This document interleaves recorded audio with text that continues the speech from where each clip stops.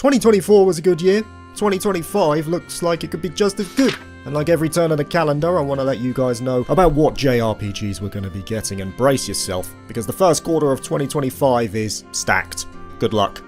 Initially on January the 2nd, we have the free-to-play action RPG Wuthering Waves coming to PS5. Already available on PC and mobile, it's now getting that port to PS5 as well. In this game you play as a rover, awoken from your slumber seeking to regain their lost memories. Now, it's a free-to-play title, not really my thing, but Wuthering Waves has been a commercial sensation. Back in October it reported gross revenue surpassing $150 million. There's no doubt that the market is there, so big ups to all those who enjoy these types of games. You're getting it on another platform. January the 7th though, we'll see the release of a game that I will likely play, and that is the remastered Ys Memoire The Oath and Felghana for PS4, PS5 and Nintendo Switch. Not my favourite Ys game, contrary to the wider sphere who consider it to be the best of the series to date, but a great game no doubt. Adol finds himself in the lands of Felghana, the home of his travelling compadre Aldogi. It's an Ys game, an earlier one too, so the premise is simple. Adol goes on an adventure to uproot the Ales of Felghana by jumping around and swinging his sword to badass synth rock music. But that's not all for January the 7th. There's also a game called Sea Fantasy releasing on the same day for PC. This is a pixel action RPG where two protags fish for the marine life of the world, all under the backdrop of some potential world-ending events. Make of that what you will.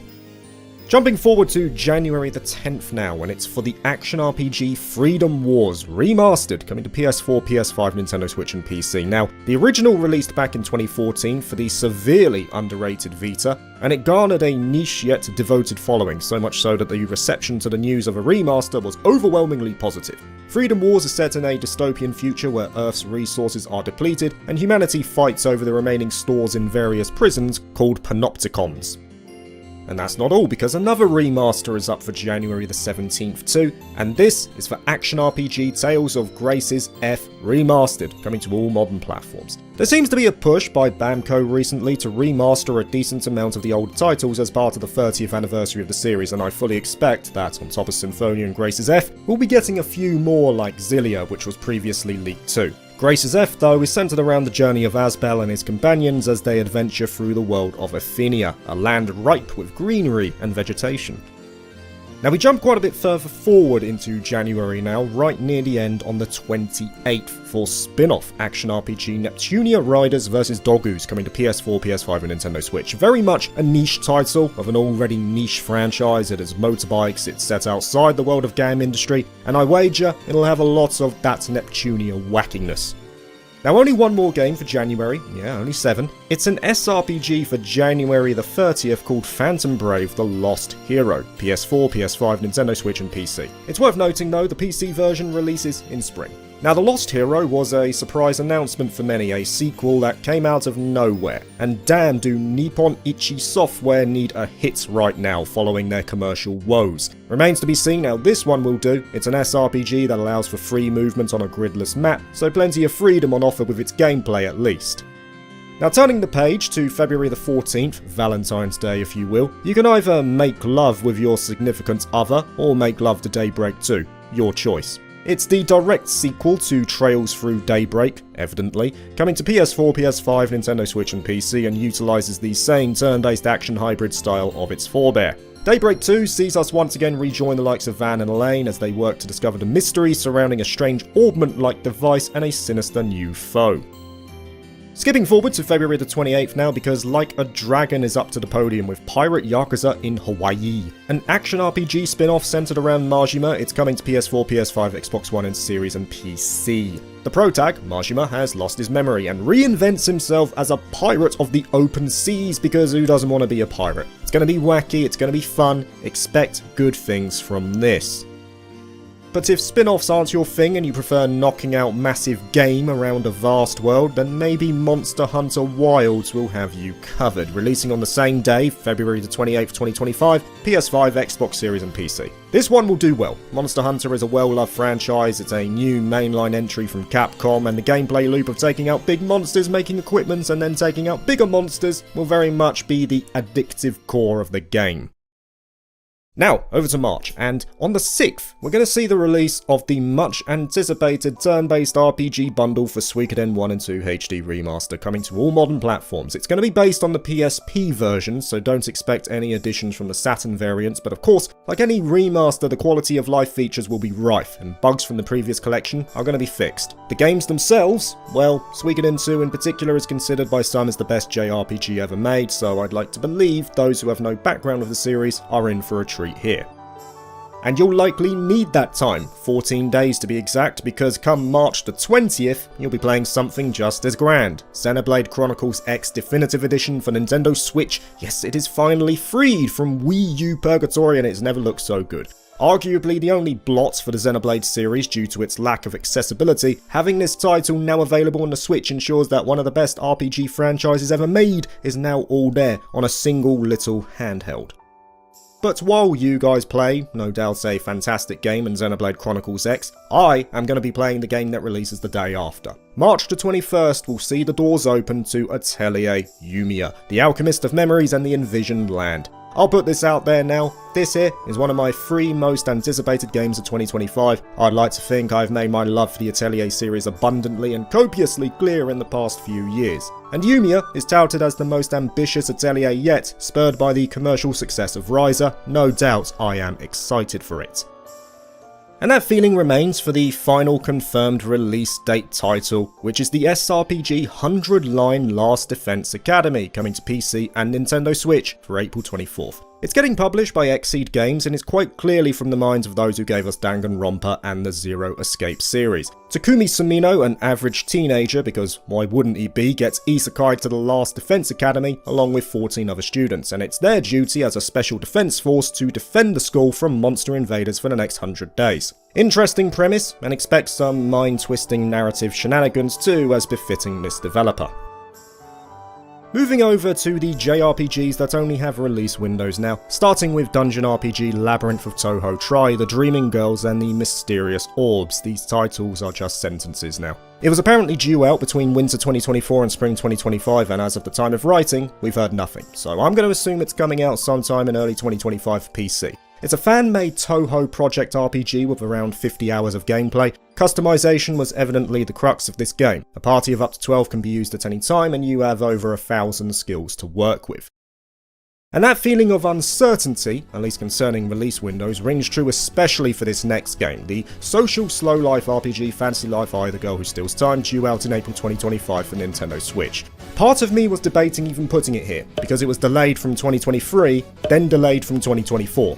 Twice. It's just a level 5 thing. Apparently they want to bring joy to the children of the world, but newsflash, you've got to release games in order to do that. Unfortunately, I don't have a direct line to Akihiro Hino to confirm, and I dare say even if I did, it would mean bugger all. Either way, apparently due out April 2025.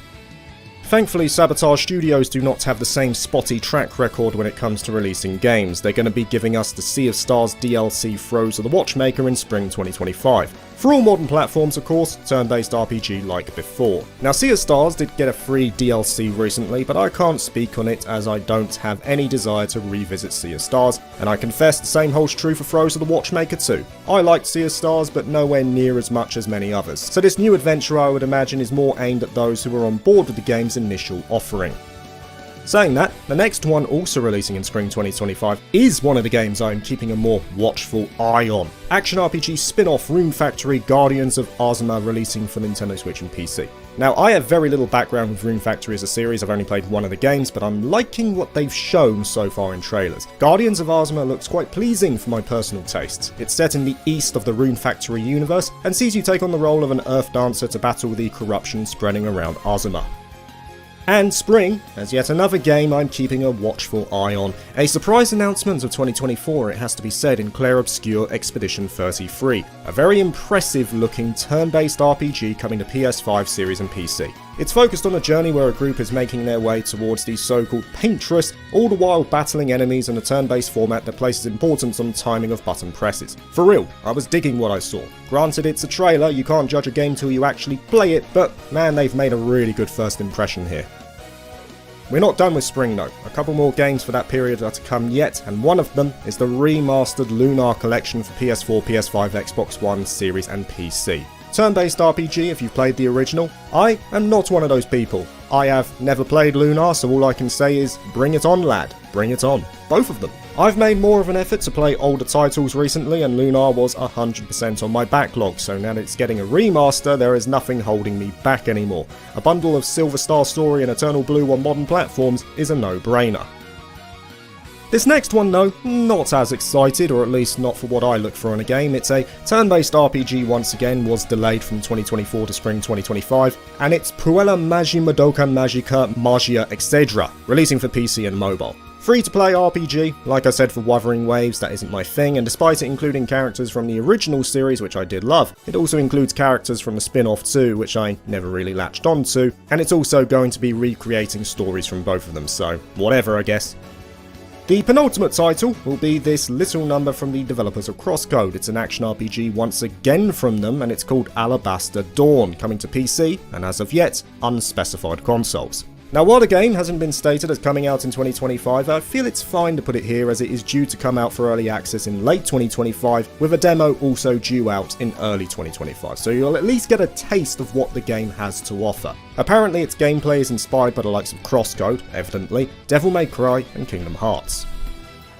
Last up is a PC exclusive, a deck builder RPG called Serial World. Formed and conceptualized by the minds of two core members, it follows the journey of a boy named Milo as he ventures in a fantastical world to solve mysteries. The strategic element comes in summoning so-called anima and using up to 3 of them at any one time. These anima have their own skills and can evolve into stronger variants too. Not much more to go on though, if I'm honest. Anyway, now we're going to finish up with the JRPGs just announced for 2025, but have no updates beyond that. And we're starting with the action SRPG hybrid Lost Helden, coming to PS4, PS5, Xbox Series, Nintendo Switch and PC. In this game, you take control of 8 unique and highly customizable characters in a, quote, epic mature story. It aims to combine both action and strategy elements to play on the idea of player freedom. The only thing I'm concerned about here, it came from the same developers as Astria Ascending, which was mid. This classic though, definitely not mid. It's a shooter RPG of all things called Sigma Star Saga, and it's getting ported to modern consoles which are, as yet, undefined, and PC. Sigma Star Saga was originally released back on the Game Boy Advance, yeah, that's a fair time ago, but it was interesting in that it combined traditional RPG elements like top-down action RPG gameplay, leveling up, and finding new equipment with side-scrolling shooter sequences in your ship. It's a really cool hybrid approach and has that futuristic setting if that's what you're into.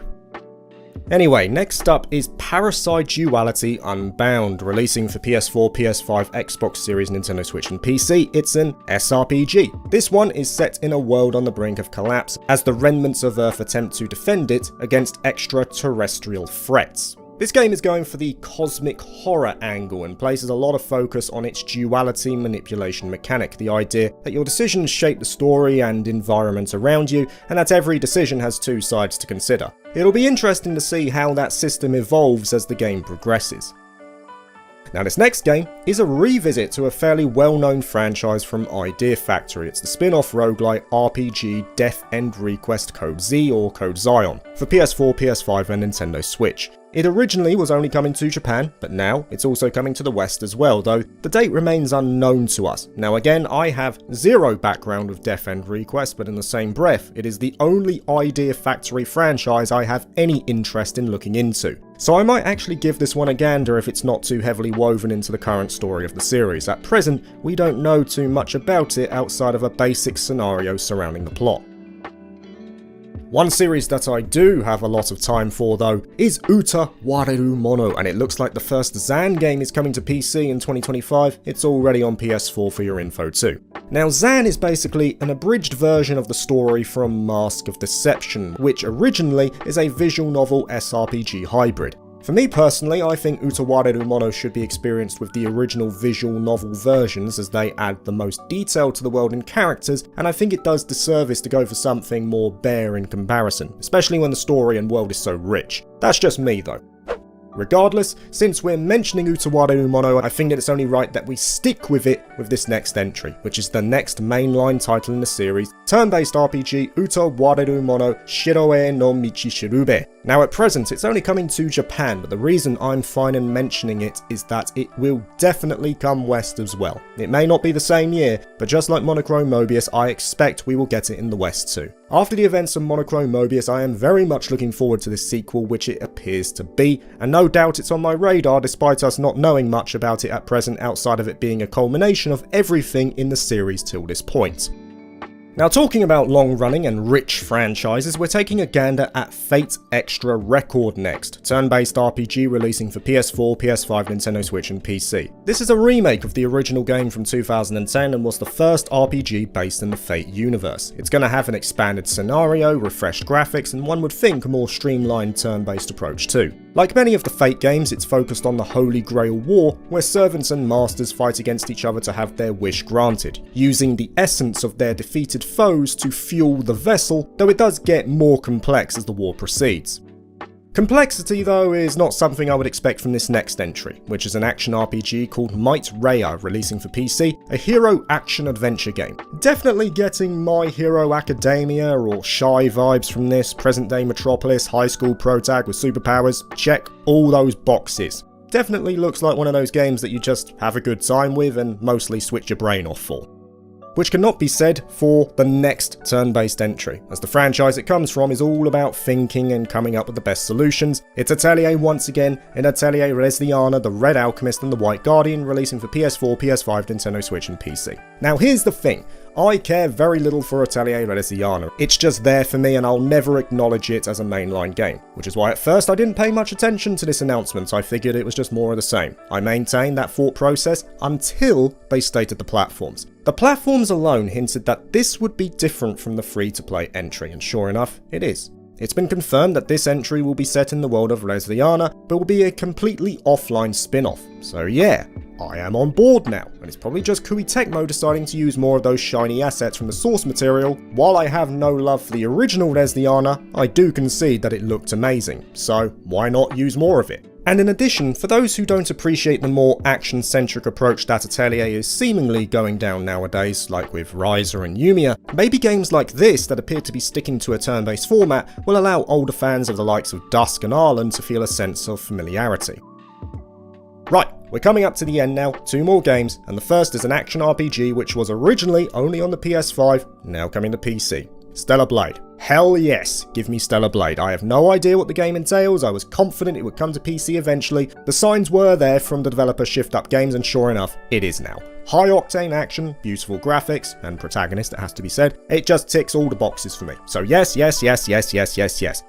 Speaking of yes, did I forget to mention that Trails in the Sky the First is coming out in 2025 too? Of course I wasn't gonna forget. It was the best news I heard all year from 2024, the fact that Sky First Chapter is getting a remake, and that will be the final game of the video. Now while it's been confirmed that it is coming out in 2025 worldwide apparently, there are many things we don't know about the remake at present. Who is the publisher? Will it come to platforms other than the Switch? These are questions that will likely be answered soon. I imagine some of them might even be touched upon in the shareholder meeting, which is drawing ever closer. Even so, this here, along with Yumia, is one of my most anticipated titles of 2025. Without question. I mean, do I need to say this? Do people not know I love Trails more than any other series? Well, now you do. I'll be keeping my eyes scanning across the web for further updates on the regular.